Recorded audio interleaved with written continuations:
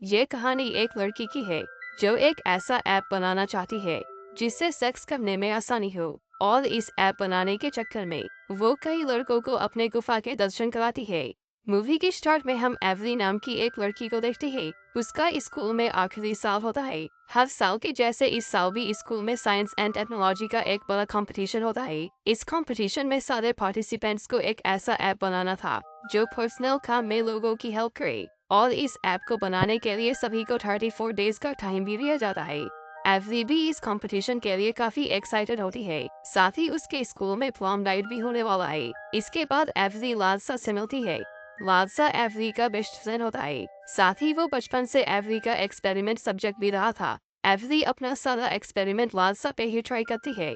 इसके अलावा एवरी का एक लॉन्ग डिस्टेंस बॉयफ्रेंड भी होता है। उसका नाम क्रिस होता है। एवरी और क्रिस की मुलाकात पिछले कंपटीशन के दौरान हुई थी। उसी रात हम एवरी को देखते ही वो ऐप के बारे में आइडिया ढूंढ रही थी, लेकिन उसे कुछ भी समझ में नहीं आ रहा था। तभी उसके पास उसके बॉयफ्रेंड क्रिस का कॉल आता है।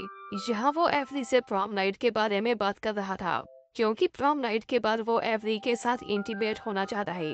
एवरी जैसे ही इंटीमेट होने वाली बात को सुनती है, उसे अंदर से डर लगने लगता है। फिर वो बहाना बनाकर कॉल कट कर देती है। अब एवरी समझ गई थी सेक्सुअल डिजायर ही उसकी पर्सनल प्रॉब्लम है, और वो डिसाइड करती है वो इसी प्रॉब्लम को सॉल्व करने के लिए ऐप बनाएगी। उसके अनुसार ये उन लोगों के काम आएगा जो लव मेकिंग या फिजिकल होने से डरते हैं। क्योंकि ऐप बनाने के लिए एवरी को डेटा चाहिए था, इसके लिए वो 3 लेडी से मिलती है, लेकिन इन तीनों को भी इस बारे में कोई आइडिया नहीं होता है। तभी उनमें से एक लेडी एवरी से कहती है, तुम्हें इस बारे में इंटरनेट सर्च करना चाहिए।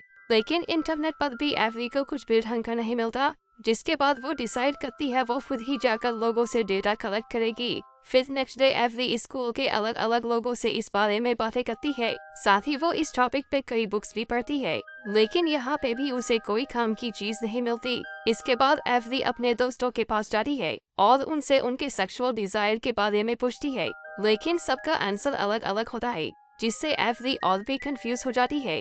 लेकिन यहाँ पे एवरी को डैनिका नाम की एक प्रोस्टिट्यूट के बारे में मालूम चलता है।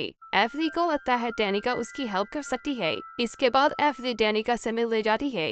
डैनिका को सारे टाइप के लोगों के साथ इंटीमेट होने का एक्सपीरियंस है, और वो अपनी सारी नॉलेज एवरी के साथ शेयर करती है। साथ ही वो एवरी से कहती है, तुम्हें भी फिजिकली इंटीमेट होकर इस चीज को एक्सपीरियंस करना चाहिए, तभी तुम इस ऐप को अच्छे से बना पाओगी।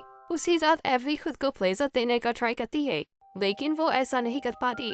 फिर एवरी को लालसा की याद आने लगती है, क्योंकि लालसा बचपन से ही एवरी का एक्सपेरिमेंट सब्जेक्ट रहा है। नेक्स्ट डे एवरी लालसा से सबके सामने कहती है, मैं तुम्हारे साथ इंटीमेट होना चाहती हूँ। ये सुनकर लालसा शॉक्ड हो जाता है। फिर वो एवरी को साइड में ले जाकर उससे पूछता है, तुम्हें मालूम है तुम क्या बोल रही हो? इस पर एवरी उसे सारी बातें समझाते हुए कहती है, मैं ऐप बनाने के लिए ये सब कुछ कर रही हूँ। ये सुनकर लालसा एवरी से कहता है, मैं तुम्हारे साथ इंटीमेट नहीं हो सकता। ये सुनकर एवरी लालसा को मनाते हुए कहती है, तुम्हें बस रोमांस ही तो करना है। यहाँ पे लालसा एवरी को फिर से समझाने का ट्राई करता है, लेकिन इतने में एवरी अपना टॉप ऊपर कर देती है। एवरी के मोमोज देखकर लालसा उसकी बात मान जाता है। इसके बाद हम इन दोनों को लालसा के घर पे देखते हैं। यहाँ पे दोनों स्टेप बाय स्टेप सारी चीजें करने का ट्राई करते हैं। पहला स्टेप होता है किस करना। यहाँ पे दोनों एक दूसरे को किस करते हैं, लेकिन एवरी को कोई फीलिंग नहीं आती। मूड बनाने के लिए लालसा म्यूजिक ऑन कर देता है। इसके बाद वो एवरी के पास जाकर उसे चूमने लगता है। एवरी का मूड बनाने के लिए वो उसे यहाँ वहाँ टच करने लगता है। लालसा के इस हरकत से एवरी को काफी अजीब लगता है, और वो उठकर वहाँ से चली जाती है। घर जाने के बाद वो आज के सारे एक्सपीरियंस को ऐप में लोड करती है। नेक्स्ट डे वो फिर से लोगों से पूछती है। घपाघप के दौरान उन्हें किस चीज से खुशी मिलती है, जिस पर सब कहते हैं चूसने में। इसके बाद वो डिसाइड करती है वो लालसा का चूसेगी। इसके बाद वो लालसा के पास जाकर उसका चूसने लगती है। ये फीलिंग पाकर लालसा 7वें आसमान में पहुंच जाता है। लालसा खुद भी एवरी का चूसना चाहता था, लेकिन एवरी बहाना बनाकर वहां से लौट जाती है। अब कंपटीशन में केवल 16 दिन ही बचे थे, और एवरी का ऐप अभी तक तैयार नहीं हुआ था। उसे लग रहा था वो कुछ न कुछ मिस कर रही है। इसके बाद एवरी फिर से डैनिका के पास जाती है। डैनिका उससे कहती है, तुम्हें खुद को प्लेजर देना सीखना चाहिए, वो भी किसी टॉय के साथ। घर आकर वो खुद को प्लेजर देने का ट्राई करती है, लेकिन बार बार उसे क्रिस की याद आ रही थी, इसलिए ये काम वो ठीक से नहीं कर पाती है, और उल्टा वो खुद को चोट लगा लेती है। तभी लालसा उसे कॉल करता है और एवरी उससे सारी बातें शेयर करती है। इस पर लालसा उससे फोन सेक्स करने को कहता है। एवरी भी लालसा के इस बात को मान जाती है। लालसा का ये आइडिया काफी हद तक काम ही करता है। अब कंपटीशन में केवल एक वीक बाकी था। नेक्स्ट डे एवरी अपने क्लासमेट से इस बारे में बातें करती है। इस पर सारे लोग एवरी को अपना अपना ओपिनियन बता देते हैं। फिर क्लास में जब उनकी टीचर पढ़ा रही थी तभी एवरी को एक आइडिया आता है और वो खुशी के मारे उछल पड़ती है। अब एवरी को अपने ऐप के बारे में कंप्लीट डेटा मिल गया था और उसे बस उन डेटा को फिट करके लालसा के साथ रोमांस करना था। फिर वो लालसा के पास जाकर उसके साथ इंटीमेट होना शुरू हो जाती है। इसके बाद एवरी अपना ऐप बना लेती है। ऐप कंप्लीट होने के बाद एवरी काफी खुश होती है और वो अपने ऐप का नाम सेक्स अपील रखती है।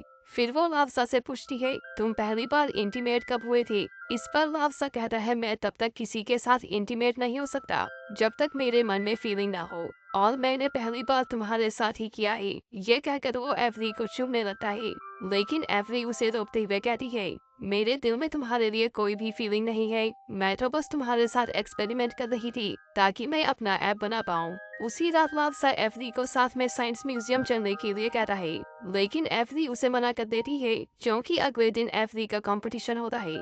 ये सुनकर लालसा को अच्छा नहीं लगता है और वो उदास होकर वहाँ से लौट जाता है।